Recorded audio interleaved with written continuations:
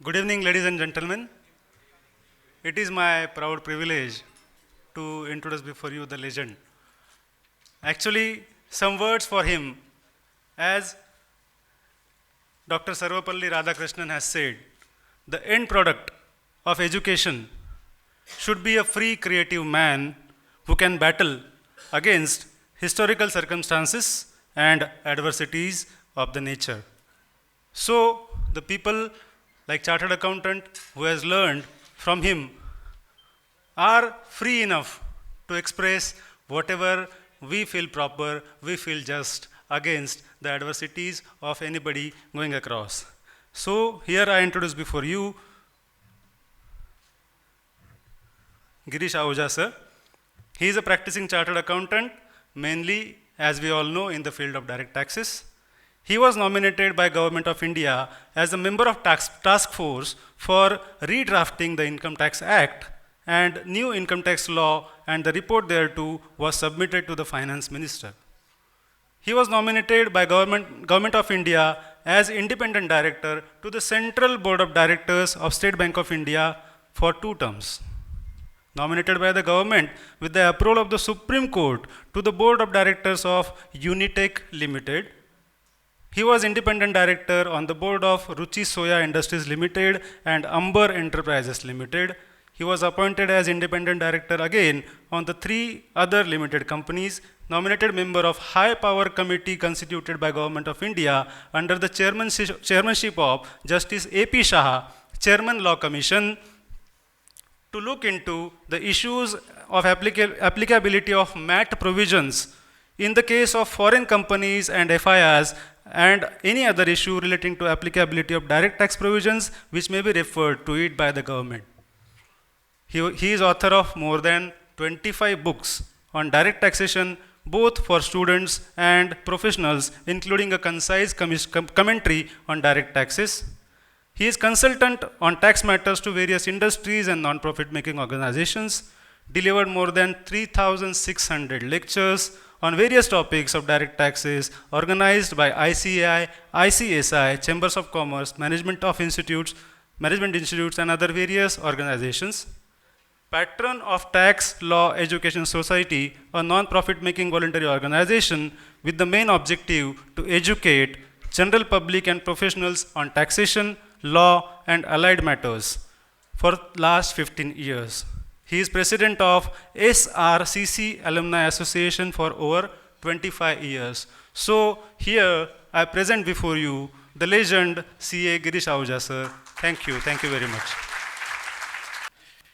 Sitting on the dais, Chairman, of course, of the WIRC, Chairman Ankit Rathi ji, Vice Chairman Rahul Parekh ji, Secretary of the WIRC Gautam Lal ji, Vikasa Chairperson Piyush Chandak ji, and of course past Chairman Murtada ji, and Regional Council Member Shweta Jain ji, other dignitaries sitting in front of me, ladies and gentlemen. Well, I don't know, sir, why this is happening. 43 BH, 43 BH. Nobody bothered till January. Anybody talked about the 43 BH? Why suddenly 43 BH come up? Because of 45 days or 15 days. What were we doing? The parliament was sitting at that time. We could do it. We never represented, but why should we represent?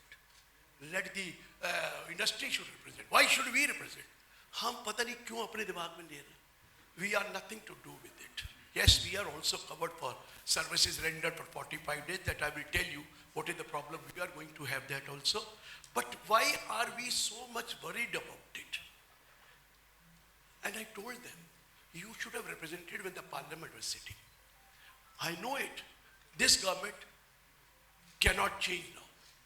The reason is, after budget or pre-interval budget, the new government has to come. I know Modi ji aayenge, lekin technically to new government hai na. Technically it is new government and they cannot change what is going to happen. They cannot change. And until yesterday I was hoping something will happen. Because code was not there, election code. And the only way of doing was to come out with a circular, beneficial circular, that we are going to postpone it by 1 year. आया नहीं है. अब expect भी नहीं करना चाहिए. because the beneficial circular अब आएगा तो opposition शोर मचाएगी. You know that you are giving benefit or this or that or ये this or that. अमीरों को फायदा दे रहे हैं. हमारे बहुत बड़े बड़े लोग हैं जो कहते हैं. इसलिए अब chances कम है. Till yesterday, of course, or Saturday, whatever is there, I was wondering, it may come, but it will not come, I think so. Come or not come, we have to learn this, we have to see it. Now, what has really happened? क्योंकि मैं तो अप्रैल से बोल रहा हूँ, जब budget आया sir तब से मैं कह रहा हूँ, what is this happening? And nobody bothered at that particular point of time. We are concerned now. What does it say? Please read the language that is very important of 43B. हम लोग language पढ़े बगैर उसको समझने की कोशिश करते हैं. देखिए क्या कहता 43B. Notwithstanding anything contained under any provisions of the income tax act, income tax, any other provisions of the act, the deduction otherwise available, please note the word, deduction otherwise available in respect of, by A, B, C, D, E, F नहीं बोलूँगा, और A, G भी नहीं बोल, in respect of any sum payable, in respect of any sum payable to micro or small enterprise. Am I right? Beyond the time limit specified under section 15 of the MSME Act shall be allowed irrespective of the method of accounting followed by the assessee in the previous year in which the payment is made. आपको ये देखना है, उन्होंने कुछ नहीं कहा है, ये पुराना लैंग्वेज तो यही थी, that it is allowed in the previous year in which payment is made irrespective of the method of accounting followed by you. लेकिन नीचे proviso था, provided that in case of A to F or A to G, you can make the payment before the due date mentioned under 139(1). In that case, that payment will be allowed on due basis. Otherwise, it will be allowed in the year in the period payment is made.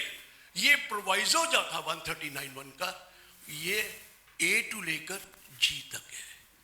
H is not covered there, and H has clearly mentioned in the clause itself beyond the date specified under section 15 of the MSME Act.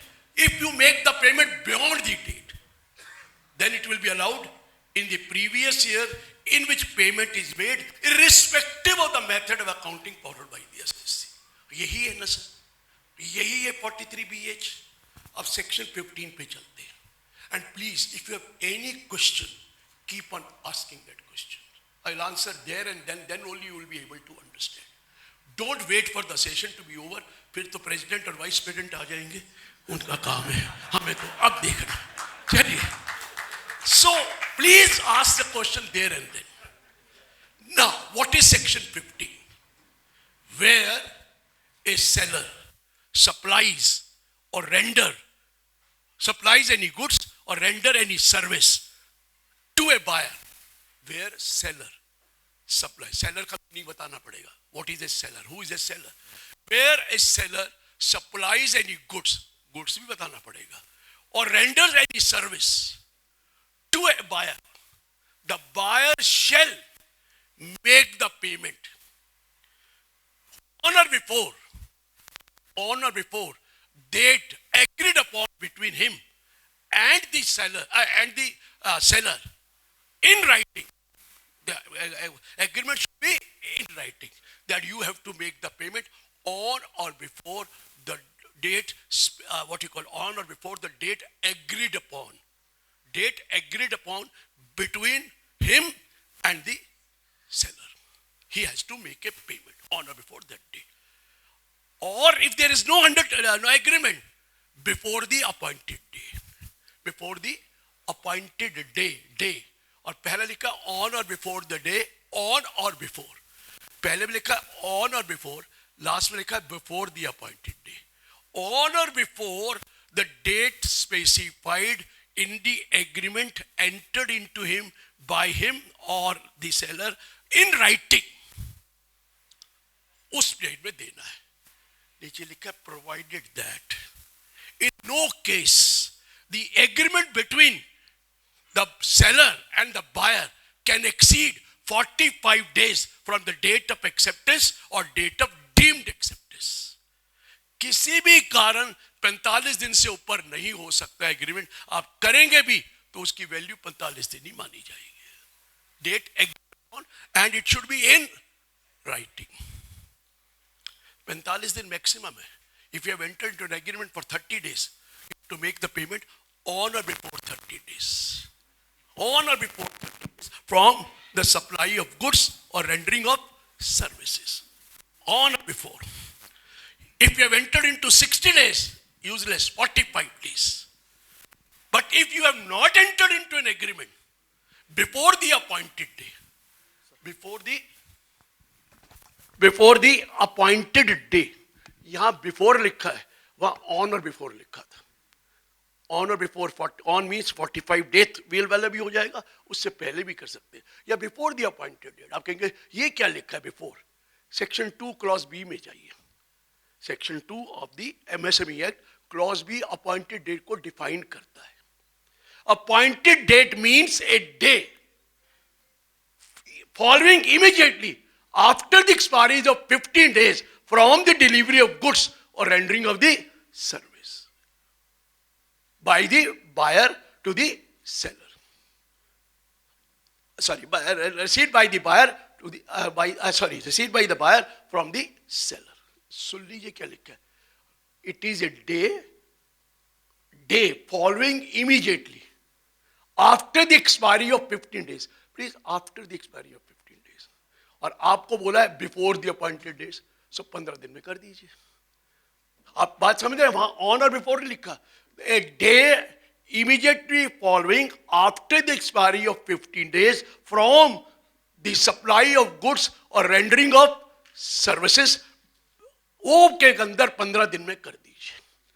फिर उन्होंने date of acceptance और date of deemed acceptance भी लिखा है. Day of acceptance, day of deemed acceptance.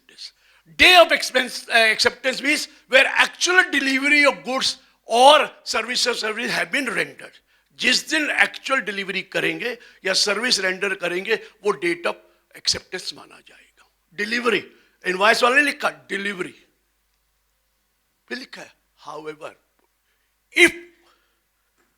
if there is any objection is made, if the objection is made, who will make the objection? Seller ke buyer?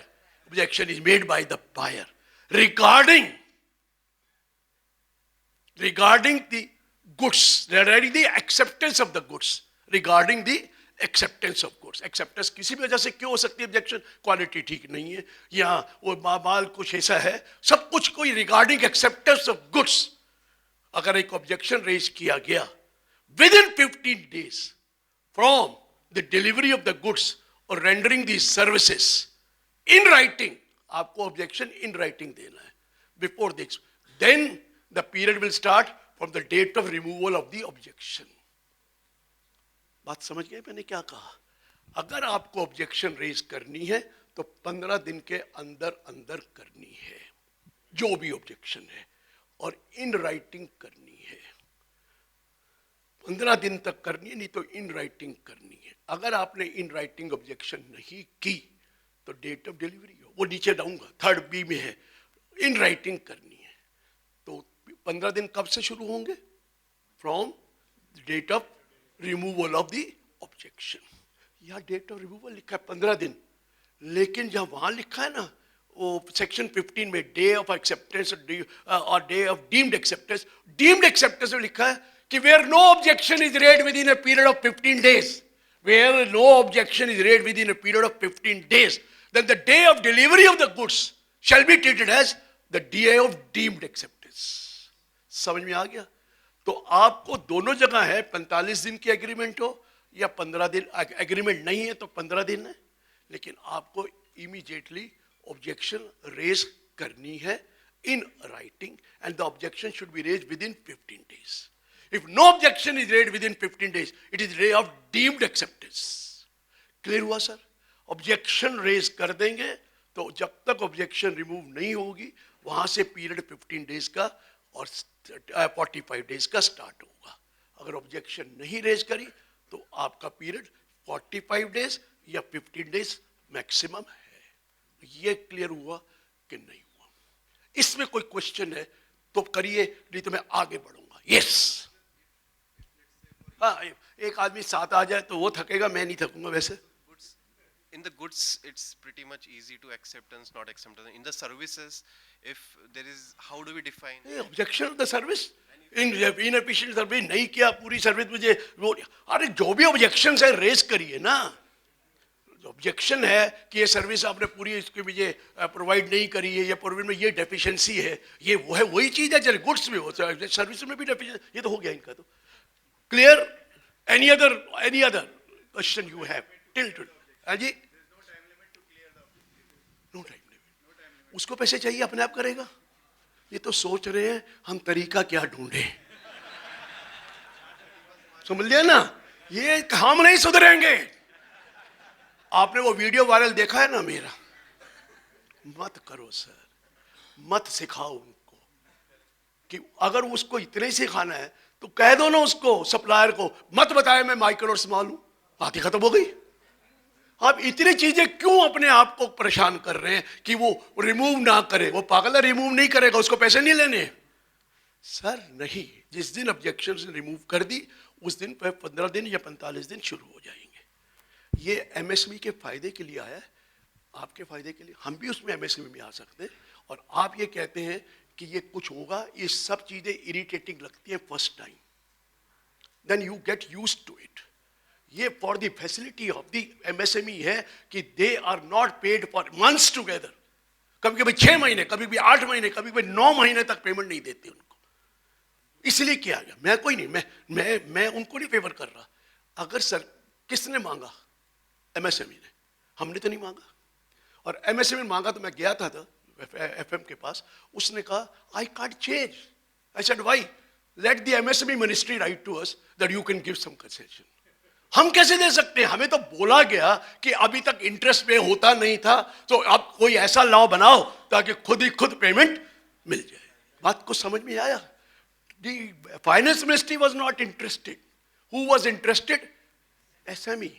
They wanted that this law should come so that they will be forced to make the payment within 45 days or 15 days, because earlier, although the law is from 2006, nobody is making a payment within that time and nobody is providing for interest. बिल्कुल गलत है।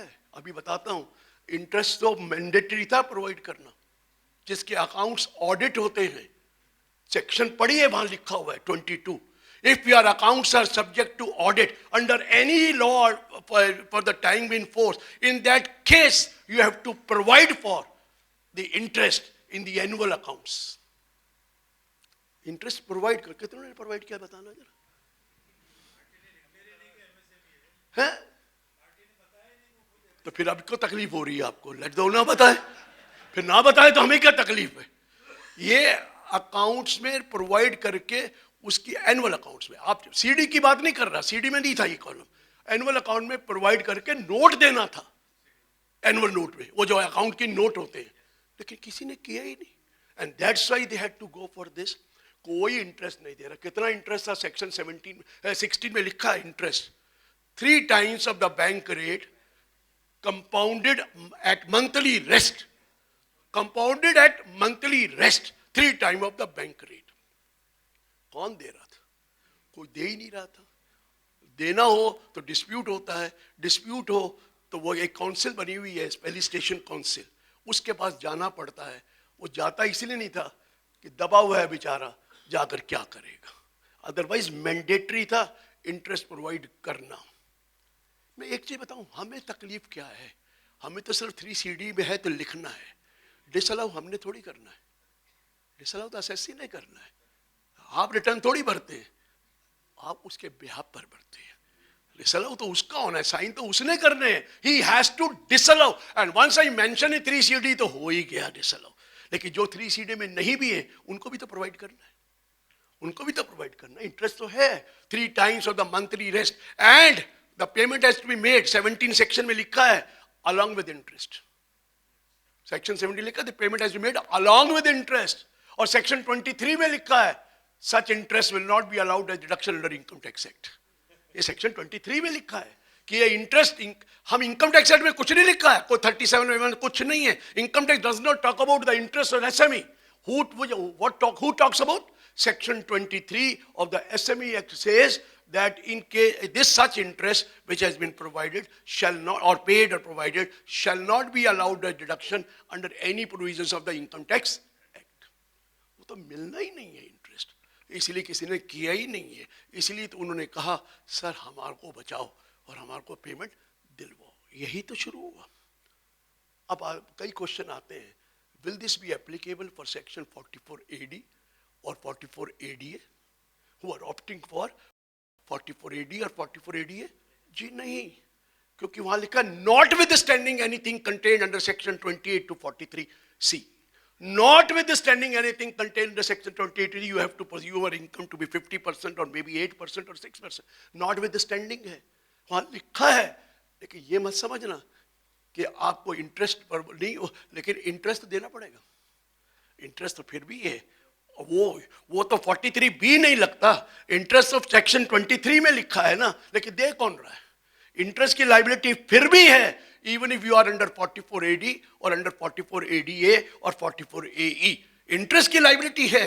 वो तो 2006 से है, आज तक किसी ने दी नहीं, तो इसलिए कोई बहुत बॉदर ही नहीं कर रहा. एम आई राइट? इंटरेस्ट की लाइबिलिटी है, but of course 43B is not applicable when you are under 44 AD, 44 ADA or 44 AE, क्योंकि वो कहता है notwithstanding anything contained under section 28 to 43 C. 43B तो पहले आ जाता है, वहां तो 40A भी नहीं लगता. 48(3) लगता है क्या? Payment more than 10,000. 44 AD में लगता है? कहाँ लगता है? कहाँ लगता है? 44 ADA में लगता है? नहीं लगता. 40A IA लगता है इन TDS डिडक्ट करना. 40A IA लगता नहीं है, 30% डिसअलाउ नहीं होगा, लेकिन 271C में पेनल्टी तो पड़ेगी for interest not payment, for TDS not deducted. For TDS not deducted 271 capital C में वो पड़ती है पेनल्टी, बट दैट 30% डिसअलाउंस नहीं है फॉर 44 AD, फॉर 44 ADA और 44 AE. है ही नहीं. समझ में आ रहा है सर? तो यहां 44 AD के लिए लगता नहीं है. अब सवाल पूछा जा रहा है कि सप्लायर का मीनिंग क्या है?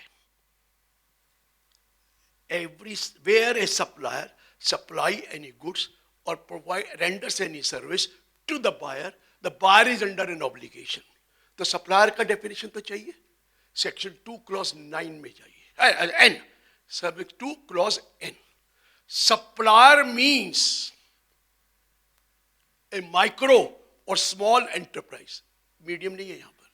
Supplier means a micro or small enterprise who has filed a memorandum to an authority mentioned under section, specified under section 8(1). Who has filed a memorandum. Memorandum file नहीं किया तो आप SME नहीं माने जाएंगे. Who has filed a memorandum. Clear समझ रहा है? Who is a supplier?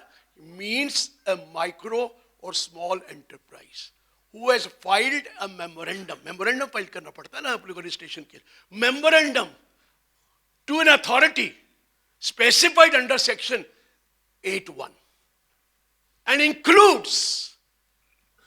अब सवाल है क्या ट्रेडर इंक्लूडेड है? क्या ट्रेडर इंक्लूडेड है इसमें? अब जरा ध्यान से सुनना, लोगों को कहां कंफ्यूजन आ रहा है. कहता पहले तो लिखा है supplier means as micro small enterprise who has filed a memorandum under 8(1). ठीक है, जो मेमोरेंडम फाइल करेगा वही माइक्रो स्मॉल होगा. एंड इंक्लूड्स, सुना क्या लिखा है वहां, मेमोरेंडम की बात नहीं करता. And includes national small industry corporation being a company under the companies act. National small industry corporation.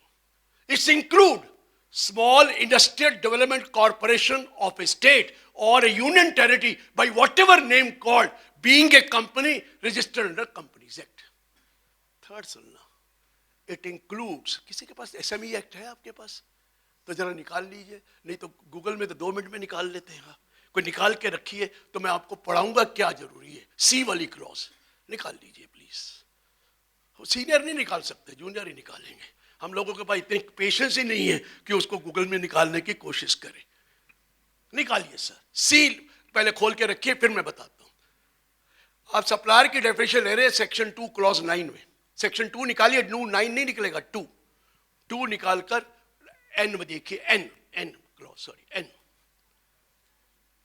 Supplier means निकलेगा, दो सेकंड ले लीजिए, क्योंकि ये पढ़े लिखों को जब समझाना पड़ता है कि क्या लिखा है।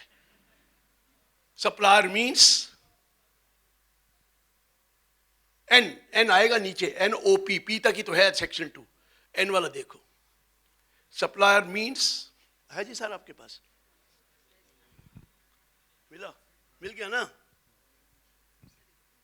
हाँ बेटा, चलो आप ये पहली 2 लाइनें पढ़ दो, फिर तीसरी में पढ़ूंगा, फिर आप पढ़। Supplier means, A supplier means a micro or small enterprise which has filed a memorandum with the authority referred to in subsection 1 of section 8 and includes 1, 2, 3.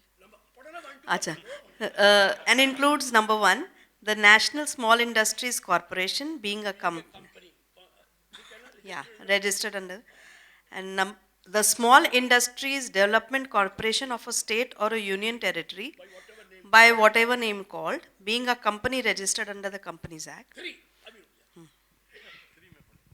3, a company, a cooperative society, a trust or a body, whatever name called, who's engaged in selling the goods produced by micro or small enterprise. Am I right? Selling the goods produced by micro or small enterprise. And, or nahi hai, and who is rendering the services provided by such enterprise. जरा दोबारा पढ़ देना। Sir, word to word आपने बोला. Any company, cooperative society, any company, cooperative society, trust or a body by whatever name called, registered or constituted under any law for the time being in force, and engaged in selling goods produced by micro or small enterprises and rendering services which are provided by such enterprises.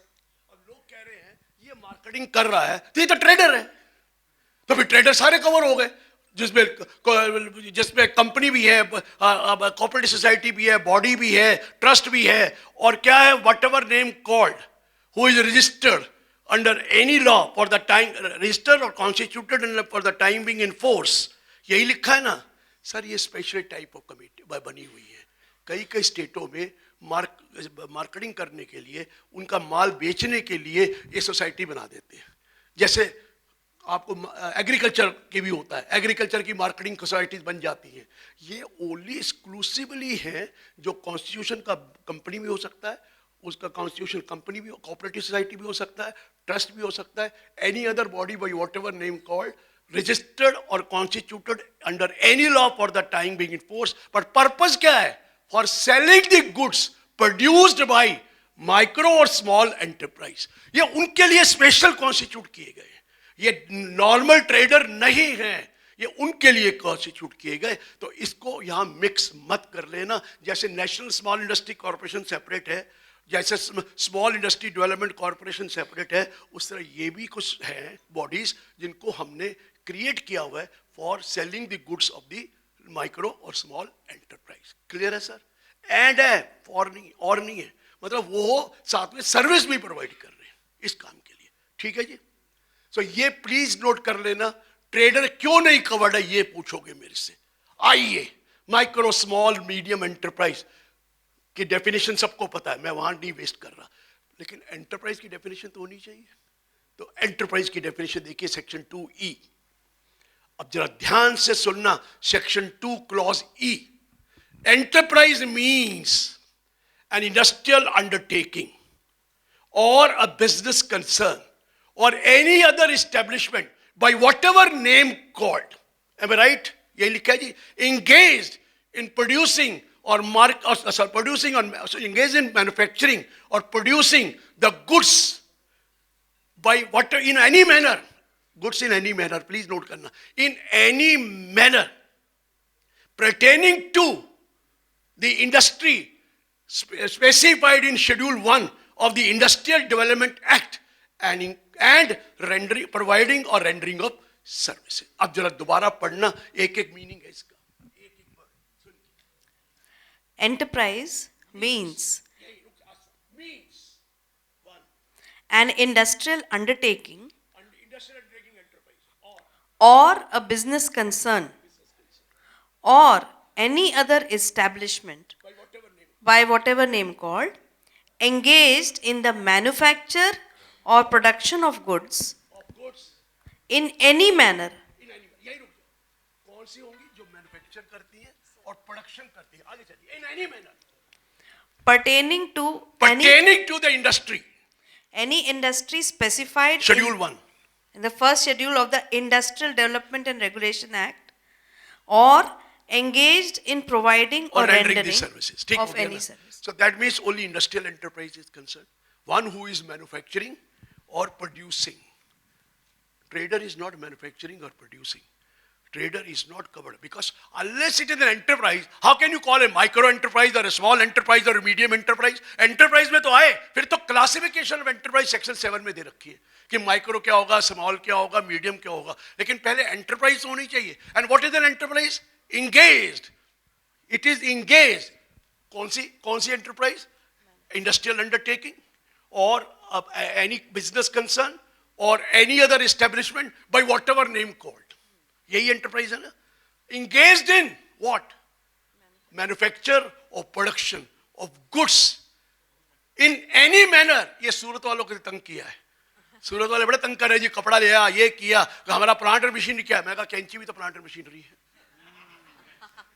In any manner you are producing. बाकी काम बाहर से कराते हैं printing बाहर से कराया वो अरे भाई वो लिखा in any manner producing manufacture or production of goods in any manner pertaining to the industry. हाँ वो इंडस्ट्री देखो जो first schedule of the industrial development में लिस्ट है.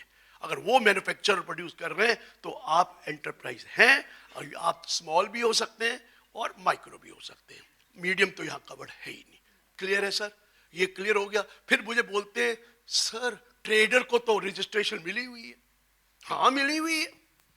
रिजर्व बैंक ऑफ इंडिया ने ऑब्जेक्शन कर दिया था ये जो प्रायोरिटी लेंडिंग करते हैं आप you have to do it to the industry.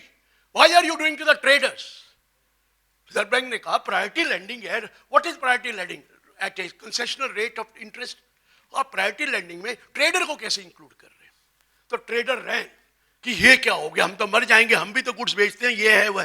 तो उन्होंने for the purpose of lending purpose only trader को include कर दिया micro और small में कि only for the purpose of lending by the bank.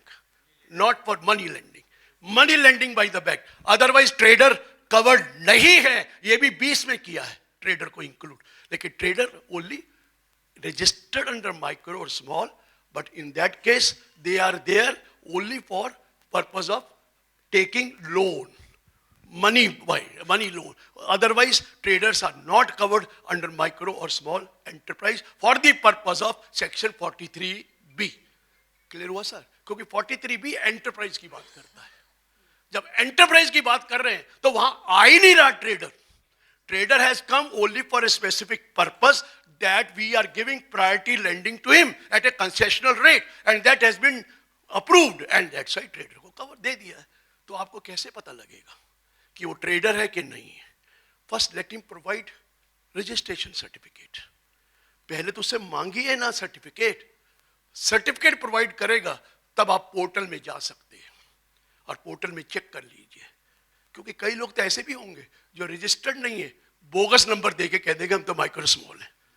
They may give you bogus number हम तो माइक्रो स्मॉल हैं. अब आप चेक नहीं करते तो उनको तो पेमेंट मिल गई 45 डेज में 15 डेज में. So you unless and until you know about it how can you go to the portal? Number जब तक पैन नहीं होगा तो पोर्टल में क्या करेंगे जाके? और जब तक उसका नंबर नहीं होगा how can you go to the portal and find out whether it is micro or not? So portal में तभी जाना है जब आपके पास उसका नंबर आ जाए. अब लोग कहते हैं नंबर करना क्या उसकी ड्यूटी है? वैसे तो सेलर को नंबर प्रोवाइड करना चाहिए और बताना चाहिए मैं माइक्रो और स्मॉल हूं. कई लोगों ने तो बिल पे छपा दिया. बात खत्म हो गई. When it is written on the bill it is already there. कई लोगों ने इन्फॉर्म कर दिया वो भी खत्म हो गया. और कईयों ने कुछ नहीं किया. उसके लिए बहुत अच्छा चीज है. नहीं किया ना उसको अगर मत करना.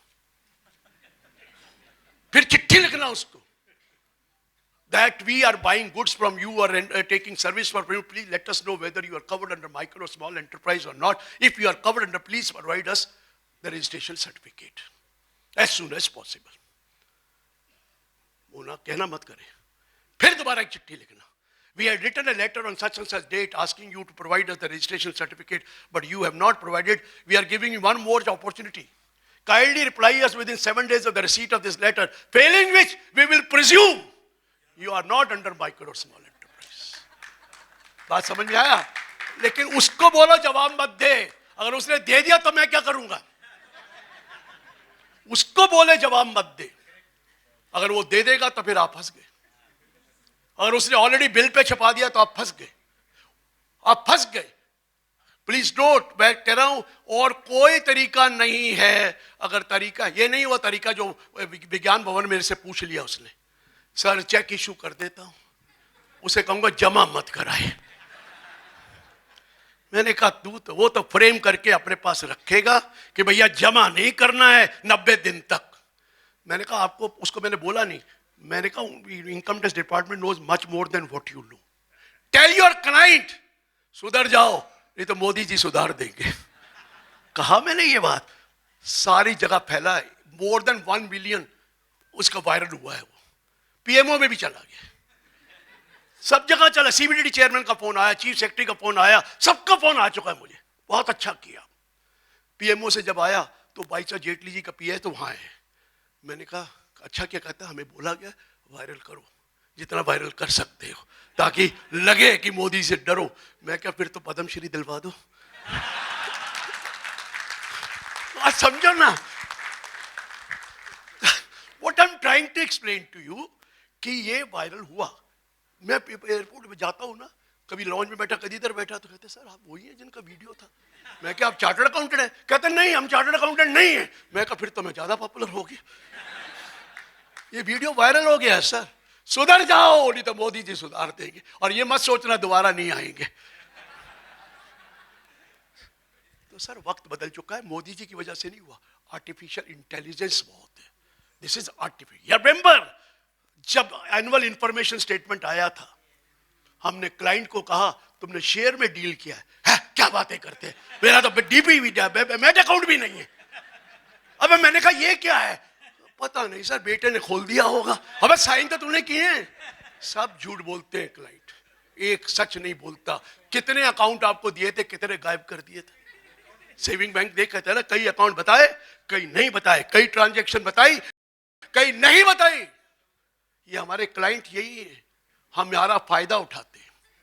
जब 26S आया था आप कह रहे थे उसको कहा है ये क्या हो गया. 26S तो कुछ भी नहीं है, ये जो आया. और इंतजार कीजिए, और भी चीजें आ रही हैं, आने वाली हैं. मेरे को बताया गया 19 में कि आप 8 बार अब्रॉड गए. आपको कैसे पता? कहता इमिग्रेशन से लिंक कर रखा है, जो ज्यादा ट्रेवल कर रहा है उसको लिंक कर दिया. अच्छा. मैंने कहा बात सुनो यार, मैं 7 बार तो फ्री गया हूं. कि मुझे इंस्टीट्यूट ने बुलाया, अबू धाबी गया, बहरीन गया, मस्कट गया, कुवैत गया, ये सब जगह गया लेक्चर देने. मैंने तो एक पैसा नहीं खर्चा. कहता स्क्रूटनी आएगी तो बताना. हमें क्या पता, हमें क्या पता खर्चा है कि नहीं खर्चा है. यही तो. मैं कहा एक बार 8वीं बार मैं अपनी बेटी को मिलने गया यूएस में, तो वो गया था. कहता वो ठीक है. मैंने कहा फिर 1 बजे लेने के लिए कहा. मेरे को एक चीज बताना, मैंने टिकट ली थी दिल्ली न्यूयॉर्क दिल्ली, उसके आगे मैं बहुत ट्रेवल किया और क्या सबको मिला, घूमने भी गया. उसका कैसे पता आपको? कहता रुक जाओ, जब आप घूमने जाते हो तो अपनी फोटोएं डालते हो, हमें आपको सर्विलेंस में लिखते हैं आई लाइक इट. उनका नोट कर रहे हैं कि आप कहां कहां घूमे हैं यूएस में. ये हमारी बेटियां, ये देखो ना, सब डायमंड रूबी सफायर शादी पे जाती हैं, कितनी बढ़िया साड़ी, कितना बड़ा वो सब डाल देती हैं और 5 मिनट में वो चला जाता है. भी कहते हैं वो लाइक इट मोर. सब इंफॉर्मेशन है. आप अमेज़न से क्या खरीद रहे हैं, आप फ्लिपकार्ट से क्या खरीद रहे हैं, cash on delivery. Credit card की तो जरूरत नहीं है ना, वो तो है. They know everything, they know everything, they know. मुझे रिमेंबर आई थी 1920 में खड़ा था एयरपोर्ट पर, क्रोमा के शोरूम में घुस गया टाइम वेस्ट का पास करने के लिए. मैंने एक पावर बैंक खरीदा 1800 रुपए का. कहता है जी अपना नंबर दे दो. मैंने नंबर दे दिया. कहता आपका आईपैड कैसे काम कर रहा है? आपका फोन वो आपका वो टीवी कैसे काम कर रहा है, आपका आईफोन कैसे काम कर रहा है। मैंने तेरे से तो कभी खरीदा ही नहीं, तेरे को कैसे पता है? कहता है क्रोमा के शोरूम में किसी भी इंडिया में कहीं से भी खरीदा है, उसका रिकॉर्ड 10 साल का हमारे पास है। All computer linked sir, all computer linked. अपने नंबर दे आते हैं, एलवी के पर्स खरीदने जाते हैं, जाके नंबर दे आओ, सब पता लग जाएगा। समझ में आ रहा है? एक एक रिकॉर्ड उनके पास है, बिकॉज ऑफ आर्टिफिशियल इंटेलिजेंस। ये मत समझना कि नहीं होगा, सब कुछ पता लगता है। पहले तो मैंने म्यूचुअल फंड के बारे में बोला, इसमें मैं रिटर्न भरवा रहा था, मेरे को भरनी तो आती नहीं है, फॉर्म मैंने ही बनाया, लेकिन रिटर्न कंप्यूटर किसको आता है? मेरे को तो आता नहीं। आप कौन सी अपने आप भरते हैं? हाँ ना, आते नहीं है, नीचे अपने से जूनियर ही भरता है। तो रिटर्न भर रहा था सर, सारी चीजें देख ली, एक 616 रुपए नजर नहीं आ रहे। यार क्या बातें कर रहा है, मैंने तेरे सारे बैंक अकाउंट दे दिए और एक पैसा मैं छुपाता नहीं, और तू क्या कह रहा है कि नहीं 616 रुपए। मेरे भैया दिखाया उसने, वही ये है, तो देखा कि उसमें 616 रुपए बैंक ऑफ बड़ौदा BOB। मैं कहा यार ये तो मेरे है ही नहीं, बैंक में तो मेरा कोई अकाउंट ही नहीं है, ये कहां से पैदा हो गया। सोचा अगले दिन, ओहो माई वाइफ एक्सपायर्ड इन 2016, कई लॉकर खाली किए थे, एक ये लॉकर भी था बैंक ऑफ बड़ौदा का, वहाँ गया खाली करने के लिए, तो खाली तो था ही पड़ा हुआ, तो मैंने कहा इसको बंद कर दो, ने बंद कर दिया। लेकिन उसमें FDR लेते थे पहले, FDR थी 10,000 रुपए की। वो कहता भी अब मैच्योर नहीं है, बाद में ले जाना। मैं भूल गया, कई साल हो गए, 4-5 साल हो गए, भूल गया, मेरे को पता ही नहीं कि मेरे FDR मेरी है। जब ये देखा 116 में क्या, पर 616 रुपए इंटरेस्ट बहुत कम है, अगर सेविंग बैंक भी है वो 10,000 मल्टीप्लाई हो चुका होगा, ये कैसे हो गया? FDR है सॉरी, तो कैसे होगा? गया बैंक, पता लगा कि मेरा वहां सेविंग बैंक अकाउंट है जो इनऑपरेटिव है, इंटरेस्ट वहां क्रेडिट होता है और वहां पे पेनल्टी लग के सिर्फ 616 रुपए मिले। गया सर, 37,000 रुपए मिल गए। मैं कहा thank you income tax department. Thank you तो हम करेंगे ना, वो थोड़ी करेंगे। They know much more than what I know about my self. आपके म्यूचुअल फंड, आपकी चीज, एक एक चीज उनके पास है। तभी तो 148 आया है। 148A क्यों आया? पहले 148 होता था और 147 होता था। If the AO has reasons to believe that there is an income which has escaped assessment, he can issue notice। और उसके बाद आप कहते थे रीजन बताओ, हम कहते थे नहीं, पहले रिटर्न भरो और फिर रीजन मांगो, हम आपको बताएंगे। अब कहता क्या मतलब है, ये ले रीजन, ये रहा तेरी इनकम एस्केप 148A में, बता, शो कॉज दे दिया तेरे को, बता ये इनकम एस्केप है कि नहीं। हुआ नहीं है।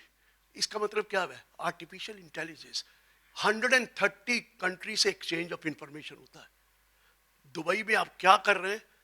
25 रेवेन्यू ऑफिसर बंबई में बैठे हैं इंडिया के, सिर्फ यही वॉच करने के लिए हो क्या रहा है। वहां एग्जेम्पशन है and people are misusing the law, and that's why 25 people of Indian Revenue Service sitting in there in Dubai to look after everything। अब क्या होता है क्या नहीं हो, जो पता लग गया वो मर गया। चोर तो वही है जो पता लग गया, जो नहीं पता लगा निकल गया। लेकिन ये हो रहा है, ऑल कंट्रीज टेकन टुगेदर, क्योंकि आपको पता है बेनामी एक्ट आ गया, ब्लैक मनी एक्ट आ गया। कौन सा एक्ट नहीं है जहां पकड़े नहीं जाएंगे? ईडी तो आप सुन ही रहे हैं, हमारे केजरीवाल साहब तो जाते ही नहीं है। केजरीवाल साहब तो कमाल के आदमी, उनको तो जाना ही नहीं है वहां पर। कट्टर ईमानदार है ना, कट्टर ईमानदार थोड़ी कोई गलत काम करेगा। चलिए वापस आते हैं। What I am trying to explain कि प्लीज नोट कि ये सेलर जो है वो रजिस्टर्ड होना चाहिए। सिर्फ उनको छोड़ दीजिए, नेशनल स्मॉल इंडस्ट्री वगैरह, बाकी सेलर रजिस्टर्ड होना चाहिए और वो आपको प्रोवाइड करे इंफॉर्मेशन, तो सेलर है, नहीं तो सेलर नहीं है। और सेलर को ये चीज़ है कि ये जो पोस्टपोन चेक करना, पोस्ट डेटेड, बिल्कुल उसको तो नेगोशिएबल इंस्ट्रूमेंट एक्ट भी नहीं आता। नेगोशिएबल इंस्ट्रूमेंट एक्ट में लिखा है जिस दिन चेक इशू करेंगे उस दिन बैलेंस होना चाहिए, और साथ में ये भी लिखा है 3 दिन में चेक कैश नहीं हुआ तो उस दिन माना जाएगा जिस दिन कैश इन कैश हुआ। ये कोई वो सोचे जा रहा है। मैंने कहा यार तू इतना देर क्यों बहस करता रहा था? कहता सर इलेक्शन लड़ रहा हूं। बदनाम हुए तो क्या हुआ, नाम तो हुआ। ये है मैडम, मैं आपको कुछ नहीं कह रहा, आप क्यों चिंता कर रहे? मैं वो नहीं कह रहा, लेकिन कई लोग हैं जिसको पता ही नहीं, वो जानते ही नहीं किसी को। तो उसका वीडियो वायरल हो रहा है, तो सभी कह रहे ये कौन है, वो ये तो ये है, तो चलो उसको फायदा हो रहा है, तो वो उसी लिए उसने सवाल पूछ लिए, बताइए। और खुद एमएसएमई पढ़ाता है तब ये कर रहा है।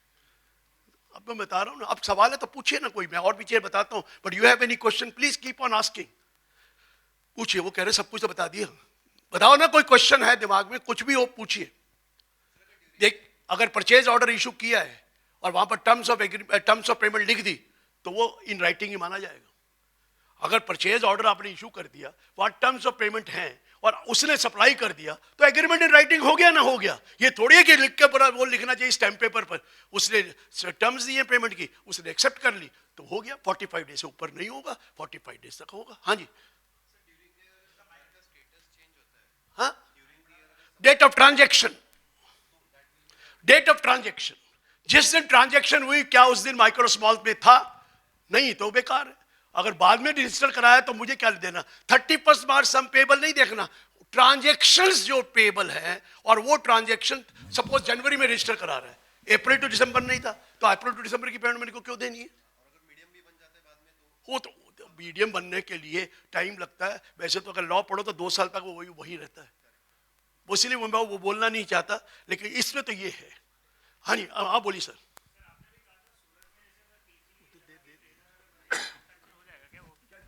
सूरत में जैसे कीची लगा दी कपड़े के और उसके बाद में वो ट्रेडर नहीं कह रहे ना, बट अभी तो बताया by in any manner, production और manufacturing goods in any manner. वो मैनर में कह रहा है कि आपने बाहर से करवा लिया और जॉब वर्क से, तो भी तो आप मैन्युफैक्चरर ही हैं, अभी तो मैन्युफैक्चरर ही हैं। आपने कुछ काम आप किया, कुछ बाजार से करा लिया, इसका मतलब मैन्युफैक्चर नहीं है, ये नहीं होगा। हाँ जी सर, उधर दीजिए ना। और एक मिनट हुआ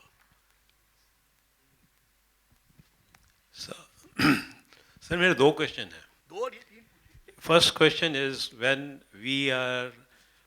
the government is also saying that compliance is not done even by the auditors in reporting the MSME non-compliance, I think by default it falls under irrational law, one. And secondly, What do you mean by irrational law, sir? irrational law मतलब कि जैसे ये अगर कौन सा irrational है? तो आपका लॉ तो 2006 से आया हुआ है कि आप Sir, I respect everything. I'm not trying to argue, but what I'm saying, if the compliance ratio is, a non-compliance ratio is very high. Sir देखिए सर, एमएसएमई है ना, आप चाहते हैं कि आप भी चार्टर्ड अकाउंटेंट हैं, Yes. आपको 1 साल बाद पेमेंट मिलती है, बिल्कुल. अगला बंदा आया तो मिलेगी, नहीं तो नहीं मिलेगी। उसके बारे में बात करता हूँ जरा। Yes, sir. लेकिन क्या ये गलत नहीं हो रहा था? Sir, I don't deny that. हाँ, फिर But मैं क्या irrational कैसे बोल दिया? सर irrational मैं ऐसे बोल रहा हूँ, मैंने प्रैक्टिकल नहीं बोलिए, irrational ठीक है सर. irrational और practical I stand corrected by you. Practical नहीं है, Yes. वो मानता हूँ, लेकिन Yes, sir. आप दबा किसने रखा है? सर मेरा बाहर ने दबा बाहर ने दबा रखा रखा है सर। मैं उसी पे आ रहा हूँ। तो अभी जैसे ओपनिंग बैलेंस है, 31 मार्च 23 का बैलेंस का कोई मतलब नहीं है, वो तो लॉ ही नहीं था, उसका तो ड्यू बेसिस पे डिडक्शन मिल चुकी है आपको। सर मैं अरे एक मिनट सर, 31 मार्च 23 में जो ट्रांजैक्शन ड्यू थी उसकी पेमेंट आपको ड्यू डिडक्शन मिल चुकी है। Sir FIFO should be followed in that case. नहीं सर सुनो तो सही, आ रहा हूँ ना, डिडक्शन मिल चुकी है। Yes. Now the question is payment दे रहा हूँ। यस अगर आप ऑन अकाउंट पेमेंट दे रहे हैं तो in that case FIFO will be FIFO will be if followed. You are giving payment bill wise, yes छोड़ दिया पुराने, नए के दे दिए, छोड़ नहीं दिया, दे सकते हैं, छोड़ क्यों नहीं सकते? डिस्प्यूट है, डिस्प्यूट है। आप कुछ भी कह सकते हैं, डिस्प्यूट है। Yes. You are making a payment of the current bill, हो सकता है 2 पार्ट में कर रहे हैं, एक 10 दिन बाद, एक 15 दिन बाद या 45 दिन बाद, लेकिन करंट वाले का आपने लिख के दिया कि मैं ये आपको पेमेंट दे रहा हूँ। हाँ जी। और पेमेंट तो 31 मार्च तक भी दे सकता है, सिर्फ इंटरेस्ट की बात है, हाँ जी। ड्यू तो कोई नहीं रहेगा। Due पेमेंट तो आप ये तो सोचिए, जनवरी में माल लिया 31 मार्च तक दे दे, अप्रैल में माल लिया 31 मार्च तक दे दे, इंटरेस्ट की बात अलग है, वो तो पहले में नहीं हो रहा। सर मैं तो इसीलिए कह रहा हूँ कि मैंने तो प्रैक्टिकली देखा। हाँ। एक कंपनी में सॉरी एक मिनट, प्रैक्टिकली देखा तो क्या हुआ जी? जो सप्लायर वो गिड़गिड़ा रहा है कि साहब हाँ मैं एमएसई में लिस्टेड हूँ, मैं आपके ऊपर कोई भी दबाव नहीं डाल तो रहा। उसको कहो ना मत जवाब दे, मना लेकिन कब किया? मैंने अभी तो बताया। बिल पे छाप रखा है। वो क्लेवर आदमी है, आपको नाराज भी करना नहीं चाहता और फायदा भी उठाना चाहता है। यार ये तो यही तो देख रहा हूँ, बिल पे छाप रखा था मतलब वो है, उसको पेमेंट चाहिए, लेकिन वो आपके साथ डर भी रहा है और काम भी करवा रहा है। फंसोगे तो आप, वो थोड़ी फंसेगा, वो तो नहीं जिस तरह तो फंसेगा। आपको करना है। Correct. डिसअलाउ किसको करना है? नहीं, एसएससी को करना है। एसएससी को करना है। True. वो जान के कर रहा है, उसको कौन हटा दे बिल से, बोल के दे दे या लिख के दे दे मेरा ये नंबर नहीं है मेरे को दे दे। हम क्यों, देखिए एक चीज बताओ, सीए को क्या तकलीफ हो रही है? कोई तकलीफ नहीं सर। तो लिख दो आप 43B का, उसके अंदर लिख देना कि ये तो मेरे को चॉइस ही नहीं है, मुझे टेल लिखना ही योर पड़ेगा। क्लाइंट्स, टेल योर क्लाइंट्स, अभी भी टाइम है, हाँ जी। कर दो। सर पैसा ही नहीं उनके पास। हाँ? इसका मतलब एसएमई का ही पैसा यूज कर रहे हैं। यस यस, दैट यही इज तो ट्रू। होना। सर मैंने देखिए देखा है- सर, हाँ, एक मिनट को सोचिए, ये हमारे साथ तो रोज होता हाँ है जी। और हम पागल हैं, यस, हम पागल हैं जो उनसे पैसे भी नहीं लेते। ट्रू, वेरी 70% मेरी रिटर्न 31 जुलाई की फ्री वाली जाती है। समझ में आ गया? Yes. Complimentary return Thank you. 70%। और जो हमारे जानने वाले आते हैं बहुत करीब, उसको आए मेरे पास आते रहते हैं हर बार, साल के बाद एक ही बार आते हैं, बार बार तो आते नहीं है। आए मेरे पास ये रिटर्न भरवानी आए, पहले तो लास्ट डे में आएंगे, 2-3 दिन आखिर में, पहले आएंगे ही नहीं। 28 जुलाई, 29 जुलाई, 30 जुलाई को आएंगे। तो मैंने कहा चलो बाहर बैठा है सीए, उससे भरवा लो। हाँ हम फ्री वाले हैं ना, आप तो हमें चैम्बर में भी नहीं घुसने दे रहे। अरे भैया वो हजारों करोड़ की बढ़ता, नहीं नहीं आप देखिए पहले। मैं बिठाता हूँ, चाय पिलाता हूँ, बिस्किट भी खिलाता हूँ, पूरे 1 साल की हिस्ट्री पूछता हूँ, फिर कहता हूँ भैया भरवा लो, मेरे को भरनी नहीं आती। फिर वो बाहर जाता है, भरवा के आता है, 10 लाख की रिटर्न है, फिर मुझे कहता है चेक कर लो। अब मैं तेरे लिए चेक करूंगा 10 लाख की रिटर्न को, नहीं चेक करो जी, नहीं तो नहीं। तो ये हम हैं बेवकूफ, क्योंकि हम हैं। और मैं उसी एक डॉक्टर की रिटर्न भरी, 20 लाख 25 लाख की होगी, भर दी। अगले दिन बाई चांस मुझे उस डॉक्टर के पास जाना पड़ा, मैं चला गया, बाहर निकला, रिसेप्शन में पैसे मांग लिए, 2500 रुपए दे दो। मैंने दे दिए, बड़ा गुस्सा तो आया, दे दिए। उसके बाद फोन नहीं आया डॉक्टर का कभी कि भैया आप गलत से दे गए, डॉक्टर ने हिसाब तो, लेडी ने हिसाब तो दिया होगा उसको। वो कोई नहीं छोड़ता, हम ही बेवकूफ हैं छोड़ते। कोई डॉक्टर नहीं छोड़ता, कोई टैक्स वाला वकील छोड़ दो, कोई नहीं छोड़ता, एक हम ही बेवकूफ। अरे पेपर ही भर रहे हैं और फिर उसकी बात सुन रहे हैं, 1 घंटा मेरा वेस्ट कर रहा है, आके अंदर बैठेगा और उस वक्त काम की जाए में वो कहेगा नहीं 1000 करोड़ वाली रिटर्न बाहर जाके बैठा कर रहा है और वो बैठा मेरी जान खा रहा है। आप देखो तो सही, मेरी रिटर्न है, मैंने एटीसी क्लेम किया, करना चाहिए नहीं करना चाहिए, न्यू रिजीम में जाऊं कि ओल्ड रिजीम में जाऊं, मैं यही तरह का बताता रहूं। समझ में आ रहा है? ये हालत है सर हम लोगों की, और सबकी है। सब भरते हैं अपने रिश्तेदारों की, अपने फ्रेंड्स की, सोचकर काम आ जाएगा, कोई नहीं आएगा। सब बेकार की बातें है, ये सब गलत कर रहे हैं, सब गलत कर रहे हैं। हमें बदलना पड़ेगा, because CA wants to client to grow. वो चाहता है, डॉक्टर चाहता है बीमारी फैले तो मेरे को फायदा होगा, वकील कहता है लड़ाई हो तो मेरे को फायदा होगा, चार्टर अकाउंटेंट यही कहता है मेरा क्लाइंट ग्रो होगा तो मुझे फायदा होगा। यही सोच सोच के मर गया। शादी भी करानी है ना अपने बेटे की, हमसे पूछेंगे ये बैलेंस शीट है उसकी, जरा चेक करके बताओ इसकी शादी करनी चाहिए कि नहीं करनी चाहिए। और बाद में कुछ निकल गया, आपने मरवाया है मुझे। अरे साला हमने क्या मरवाया था आपको? हम तो उसके घर के आदमी है ना, सेल्फ पेमेंट ओहो दे देंगे, आप तो घर के आदमी है। मैं बता रहा हूँ 9 नवंबर 2016, 8 को वित्रो आया था ना डीमोनेटाइजेशन का, 9 नवंबर को मेरा ऑफिस भर गया 10 लाख। एक कहता 20 है, एक कहता 50 है, एक कहता 100 है, एक कहता 1 करोड़ है, एक कहता 10 करोड़ है, एक कहता 100 करोड़ है। मैं कहा सुको है, फीस मांगते थे, कहते थे है ही नहीं पैसे देने के लिए, जहर खाने के वैसे नहीं है, ये कहां से आ गए? Are you understanding the point? This is the mentality of our client, and we give him full respect. This is the mentality of our client. जब फेसलेस नहीं था, 2-3 कागज देता, सब करवा दो ना, आके तेरे करवा देते हैं। ये जो हो रहा है ना, अब पता लगेगा value of A chartered accountant, art of drafting, art of replying the show cause notice, art of appearing before the representative, before the assessing officer and all other, तब पता लगेगा। अभी तक तो पढ़ते कहाँ थे, जरूरत ही नहीं है। जब काम ही ऐसा करना है तो मैं तो कह रहा हूँ सुधर जाओ। मैं सुधर गया हूँ, 100 चूहे खा के हज को चला गया हूँ। आपने 99 खाए हैं तो एक और खा लेना, इसके बाद कोई चांस ही नहीं है। अब वक्त बदल चुका है, वक्त बदल गया है, अब हमारी वैल्यू है। और डरो मत कि वो क्लाइंट किधर चला जाएगा, क्या चला जा वहां जो जाना है। 90% 15 CAC भी गलत जा रहे हैं इस कंट्री में, पता ही नहीं, साइन करते 500 रुपए, साइन करते 1000 रुपए, दे दो, लॉ तो पढ़ते ही नहीं है, आंखें बंद करके साइन कर रहे हैं 15 CAC भी। क्या हो रहा है? अरे हम पढ़ के आए हैं, हमने मेहनत करी है, नहीं पूछा तो मैं तो अपने जूनियर से भी पूछ लो। Welcome sir, welcome sir, president साहब आइए ना, आइए, चलिए sir. So what I am trying to say, वक्त बदल गया सर, हमारी वैल्यू अब पता लगेगी इनको। आप चिंता मत करो, जो कहता करता है उसको कर ले, करके देख ले कितना है। सर साहब, प्रेसिडेंट साहब, कितने हजार करोड़ रुपया जब हम लॉ बना रहे थे इंडिया से चला गया बाहर, 70% उसमें से रिटर्न नहीं भरते, 70% में रिटर्न नहीं भरी और करोड़ों रुपया बाहर चला गया, मनी लॉन्ड्रिंग हो गई, इतना पैसा चला गया। तो कहते हैं सर ये हो रहा है। मैंने कहा कैसे हो रहा है? कहता पासपोर्ट बनवा लेते हैं, फिर वो जगह चेंज कर लेते हैं, मनी थ्रू पासपोर्ट की रेफरेंस से जाता है बाहर और वो रिटर्न भरते ही नहीं है। तो ये क्या हो रहा है? तब TCS शुरू हुआ था, ये लिबरलाइज रेमिटेंस स्कीम में। जब TCS शुरू हुआ तो 1%, 5%, 0.1% था ना, लोन लो तो 0.1%। मैंने कहा इतना ज़्यादा क्यों TCS आप कर रहे हैं? कहते नहीं, इनको थोड़ा बहुत लगेगा, कर दिया। इस साल 20% कर दिया। मैंने कहा ये 20% क्यों कर दिया भाई? 5% तो ठीक था, चलो कर लिया। कहते सर अभी भी 30% लोग ऐसे हैं जो बाहर पैसे भर रहे हैं और रिटर्न नहीं भर रहे। वो किसने दे दिया? TCS कर। कहते TCS के लिए अप्लाई ही नहीं करते, वो करते नहीं, क्रेडिट लेते ही नहीं है। तो मैंने फिर 20 क्यों किया? कहता कम से कम 20 तो आया, चलो 20 तो घर में आ गया। अगर कौन ढूंढता रहेगा 1% के लिए, 5% के लिए, 20 तो आ गया।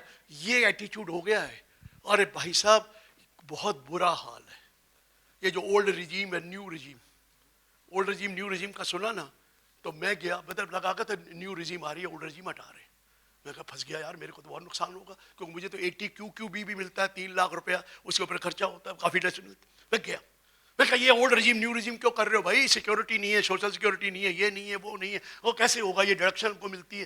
कहता सर ना बोलो, सबको सारा बेनिफिट तो हमने दे दिया टैक्स का, तो न्यू रिजीम क्यों नहीं चाहिए? मैं कहा नहीं। मैं कहा रीजन बताओ क्यों नहीं रिजीम, आप न्यू रिजीम क्यों जा रहे हैं? कहता बताएं। मैं कहा पहले कहता सैलरी वालों को बताइए, बताइए। कहता 70% रिटर्नों में HRA बोगस है, और सबको पता है जो रिटर्न नहीं भर रहे हैं, सबको पता कि HRA बोगस है। कोई मां को दे रहा है, कोई बाप को दे रहा है, कोई कुछ, कोई तो बीवी को भी दे रहा है। वो कहता घुसने नहीं देती, कहती पहले रेंट दे।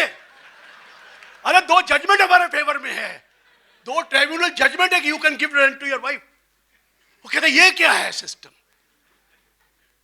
70%। अच्छा, दूसरा कारण बताओ। कहते ये सैलरी वाले दान बहुत देते हैं। दान तो सिर्फ सैलरी वाले ही देते हैं, दूसरा देता कौन है? सबको पता है, जितने बैठे सबको पता है, रिटर्न तो यही भरते हैं, दान बहुत देते हैं। मैंने कहा कबीर दास कह गए थे। क्या कह गए थे? चिड़िया चोंच भर ले गई, नदी न घटे और नीर, दान दिए धन न घटे। कह गए भक्त कबीर, धन घटा कहां, वापस आ गया, और साथ में डिडक्शन भी मिल गई। ये हालत है सर हमारे बारे में, ये रेपुटेशन हो रही है वहां पर। क्या हो रहा है? What people are doing. कहता रिटर्न तो आप लोग भरते हो। मैंने कहा आपने वो रूल बनाया है कि कोई जरूरत नहीं है भेजने की, कोई भी वो वाला। 98% केस तो निकल गए। अरे 2% ही तो स्क्रूटनी आनी है, 98 में लोग तो पर रिटर्न भरने जाते हैं, उन्हें ATC जमा नहीं कराया, ATC ले लो, ATG ले लो। अबे दिया भी कुछ नहीं, ATG ले लो। और ये हुआ है, अपने सबसे पूछो, सब चुप है। किया तो आपने भी है और मैंने भी किया होगा, मैं ये नहीं कहता। वक्त बदल गया सर, वक्त बदल गया। अगली बार नई रिजीम आएगी, ओल्ड रिजीम खत्म होगी, ये मैं आपको बता दिया। क्योंकि मैंने रुकवाई क्यों?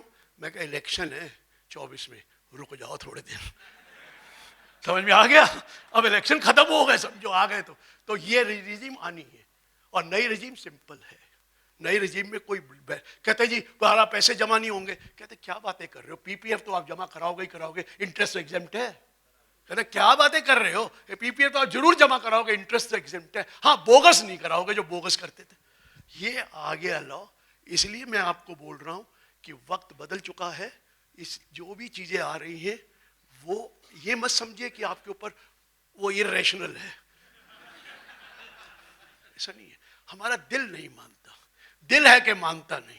मना लीजिए, वक्त बदल चुका है, अब दिल को मनाना पड़ेगा। ये कहना हम क्यों लड़ें बायर के लिए, बायर तो कोई भी हो सकता है, इंडिविजुअल, एचयूएफ, फर्म, कंपनी, वही बायर कवर्ड है जो प्रॉफिट और गेन बिजनेस एंड प्रोफेशन में है, दूसरा कवर्ड नहीं है। अब सैलरी वाला का सुनो जरा ध्यान, सॉरी सीए का सुनो।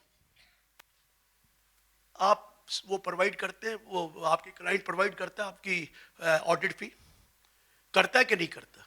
ऑडिट फी करता है, टीडीएस काटता है ना, काटता है ना टीडीएस। क्या आपने सर्विस रेंडर कर दी तो वो खर्चा डिसअलाउ हो जाएगा उसको, क्योंकि otherwise available irrespective of the method of accounting followed by the associate deduction will be allowed in the previous year in which payment is, तो पेमेंट का किया उसने। पहला पॉइंट समझिए, जो भी उसने प्रोवाइड 31 मार्च को किया है, चाहे टीडीएस भी काट लिया है, पहले तो 43B में आता नहीं था, इसलिए आप असर्टेन लायबिलिटी सोचकर डिडक्शन वो क्लेम कर लेता था। अब वो डिडक्शन क्लेम नहीं कर सकता, इवन बैंक भी नहीं कर सकते, क्योंकि बैंक में तो वो सर्विस, वो तो आप सर्विस प्रोवाइड कर रहे हो, क्योंकि ड्यू बेसिस पे अलाउड नहीं है। कब अलाउड होगा? जब आप सर्विस रेंडर करके बिल दोगे, और बिल के 45 डेज या 15 डेज में पेमेंट आपको आनी है। एम आई राइट और रॉन्ग? तो डिसअलाउ तो हो गया ना, अलाउ तो अगले साल होगा। अब बात को समझिए, पिछला डिसअलाउ हुआ कि नहीं हुआ, क्योंकि ड्यू था, डिसअलाउड। अलाउड कब होगा? जब 15-45 दिन में करंट ईयर में दे दो, वो भी नहीं दिया तो वो भी डिसअलाउड और नया भी disallowed. Are you getting my point? हम लोगों को कोई फायदा नहीं था वो प्रोवाइड कर रहे थे, हम तो वैसे भी कैरी फॉरवर्ड करते थे ना टीडीएस। तो अब तो टीडीएस उसको काट के भी क्या करेगा? डिस्ट्रक्शन तो अलाउड है ही नहीं, और expense which is not allowed, what is the need of 40A?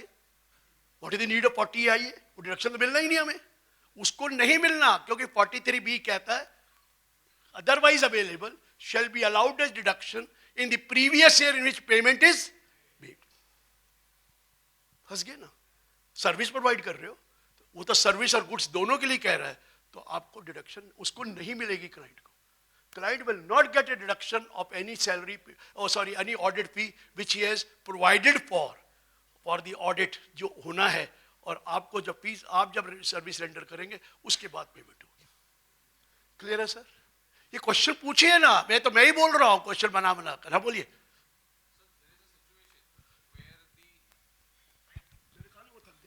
Sir, there is a situation where the supplier is an MSME. So on the invoice he's put We are not concerned with the supplier is MSME. On the invoice he's quoted the MSME number, but now in mid-March he's saying that I will surrender the MSME and I do not want it.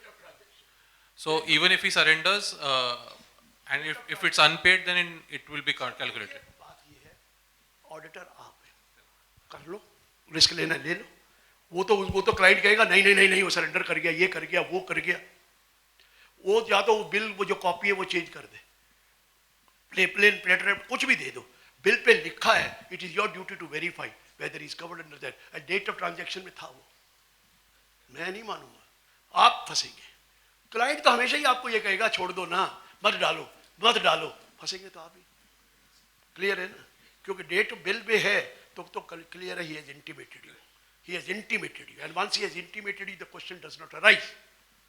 हाँ, intimate नहीं करता तो मान वो ठीक है, उसी date का कोई दूसरे में बिल बना के दे दे तो मैं कुछ नहीं करना, अदरवाइज तो पकड़ेंगे नहीं।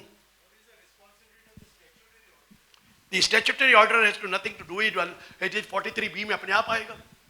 स्टैट्यूटरी ऑडिटर को वो देखना है, अब ना बोलूँ तो अच्छा है, section 22 that this amount should have been provided in the annual accounts, वो प्रोवाइड ही नहीं करता, और आप भी कभी नहीं देखते।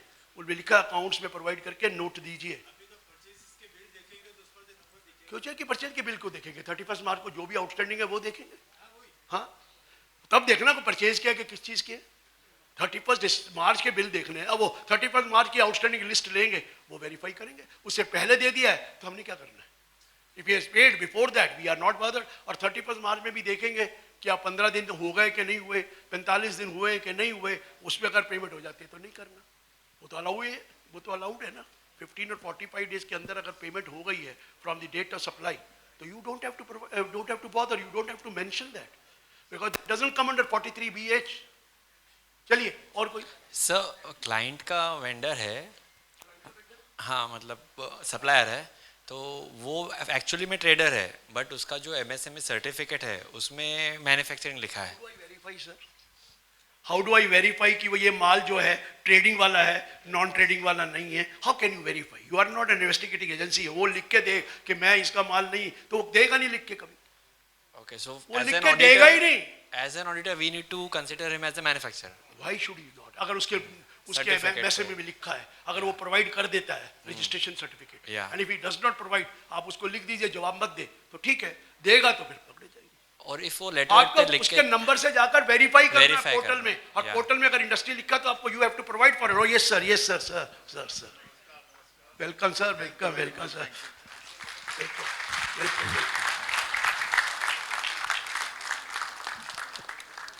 मैं तो ठीक टाइम पे आया हूँ, मैंने खत्म कर दिया, ऑलमोस्ट फिनिश्ड है.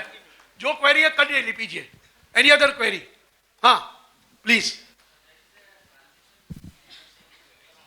What does it matter? How does it matter? Buyer can be anyone. Supplier should be MSME. Buyer has nothing to do with that. Buyer is one who is covered under 28 to 44B. Bas. Correct. Now, One minute, let him complete. now the seller is in activity of the export of goods, where he is receiving payment after 7 to 8 months. Sir ऐसे है, वो कहाँ से register होगा? वो seller दे रहा है, तो सेलर MSME में रजिस्टर है, लेकिन उन्होंने एक्सपोर्ट ऑफ गुड्स के बारे में कोई लिखा नहीं है. Point is, but the point is, आपने उसको क्यों इन्फॉर्म करते हैं कि मैं स्मॉल और medium enterprise? Now, question is practically Practical. cash flow. He is exporting, he is receiving after 8 months. Now, if he is not able to make the, देखिए, he is MSME. Yeah. MSME यहाँ नहीं लिखा supplying goods in India, ऐसा तो कुछ लिखा नहीं है, लेकिन वो अंडरस्टैंडिंग कर सकता है ना कि भैया you don't give us the bill for where you return MSME. please allow me 2 minutes, sir. So, if he is exporting, he is receiving payments after 7 sir to 8 we are months. नॉट. Sir देखिए ये practical First, let me, sir, complete. So, if he is not able to make payment to his supplier in time, and there is a disallowance, and now he is paying, end up with the payment of taxes of the 2 crores. Now, the question is how the position of the MSME will improve when Sir. payment is taken by government. Sir ये जो है ना, इन CA को समझाओ, हमें client का क्या लेना देना है, हम अपनी बात करें. वो अगर कर रहा है तो he should represent, the industry should represent there. Why they were sleeping till February? Nobody bothered, nobody went there. Parliament बैठी हुई थी और MSME एक्ट आया, अप्रैल में आ गया था. अप्रैल से क्या करा? हम दे, हाँ मेरा क्लाइंट क्या करेगा, वो भुगतेगा, हमें थोड़ी भुगतना है. We are not concern. आपको मैंने इतने एग्जाम्पल दे दी कि क्लाइंट हमारा क्या ट्रीटमेंट करता है, फिर भी आप उसके पीछे मर रहे हैं. मत मरिए सर मत मरिए, वो अपने आप भुगतेगा. Why should we bother about that? We have to. देखिए वही बात, इरेशनल प्रैक्टिकल है तो गवर्नमेंट सोचेगी ना. इनकम टैक्स इरेशनल है, देना क्यों चाहिए? दो ही मत. यहाँ तो 8 करोड़ रिटर्न जा रही हैं और 4 करोड़ में 1 पैसा टैक्स नहीं आता. 4 करोड़ में 1 पैसा टैक्स नहीं आता. 1 करोड़ 10 लाख से ऊपर 1,70,000, 1 करोड़ 70 लाख रिटर्न है sir. Only 1 crore 70 lakh people are having income more than 10 lakh. अरे बंबई में ही होंगे इतने जो 10 लाख से. देता कौन है टैक्स? देते नहीं है ना टैक्स. है तो सही इनकम उनकी 10 लाख से ऊपर नहीं दिखाते नहीं है तो सही ना. ये चीजें गलत है सर. वक्त बदल चुका है, अब आर्टिफिशियल इंटेलिजेंस आ गई है. टेल योर क्लाइंट्स सुधर जाओ. सुधरोगे नहीं तो मैंने कई बार बोला मोदी जी सुधार देंगे. वो तो बोल दिया सीधे आते ही, मत करो ऐसे काम. बहुत कुछ कर लिया, अब नहीं करेंगे. मैं तो कह दिया अब मत करना. हमने बहुत हार्डवर्क किया सीए करने के लिए. ऐसा कोई बैठा नहीं है जिसने हार्डवर्क नहीं किया. इस कामों के लिए किया नहीं किया. ये इलेक्शन वाले नहीं बताएंगे आपको, उनको तो वोट लेनी है. मैं बताऊंगा कि मत करना किसी भी कीमत पर. मैंने कह रहा हूं नहीं करना. ये गलत हो गया है, टाइम बदल गया है. क्यों बेइज्जती कराओ अपने आप की? क्यों कराएं हम? Why should we do it? वो कहेंगे आप तो कमा चुके हो ना, अब हमें किस इलेक्शन दे रहे हो? देखिए हम जब कमाते थे तब पता नहीं क्या क्या था, अब वक्त बदल गया। तो मैंने कहा था कंप्यूटर लाओ, मैंने कहा था डिजिटलाइजेशन करो, फायदे हैं तो नुकसान भी है। I can't help it. हाँ जी, tell me please now last question because they are already come, they have already कम। हाँ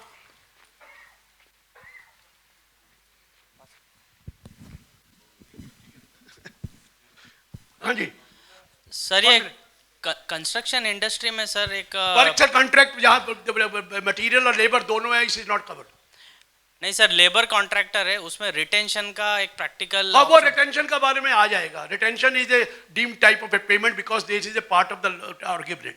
वो हो जाएगा, वो हो जाएगा, रिटेंशन का हो जाएगा। ओके, वो क्लियर का है। Thank you sir. डेट देखिए, अब इवन जब अप्लाई करते हैं तो भी अप्रूवल नहीं है, सिर्फ मेमोरेंडम है। When you apply it is a memorandum, it is not a approval, it is not a registration. You just apply, you are covered. So इसलिए ये मत कहिए ना ना ना, जिस दिन कर दिया उसके बाद की ट्रांजेक्शन कवर्ड नहीं। हर एक आदमी तरीका ढूंढ रहा है। क्यों ढूंढ रहे हो यार? मत ढूंढो। अब जो हो चुका है उसको अभी भी टाइम है, कर दे। दो इधर करना पड़ेगा। और क्यों नहीं जागे वो पहले?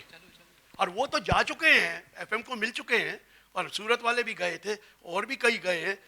उन्होंने कहा देखेंगे, देखते कहाँ है। इसलिए हाँ जी, बस last sir, don't make them wait here. हाँ जी,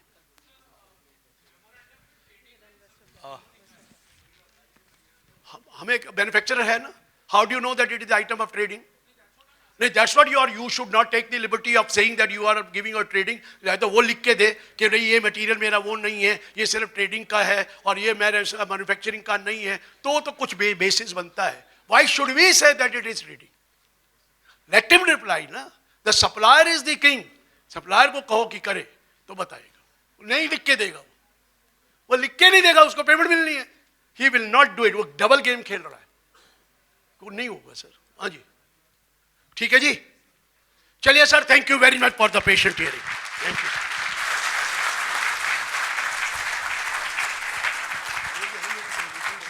Thank you, sir.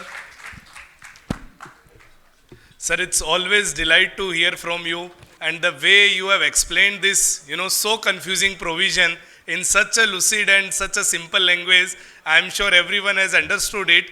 And thank you so much, sir, for accepting our invite and coming on such a short notice.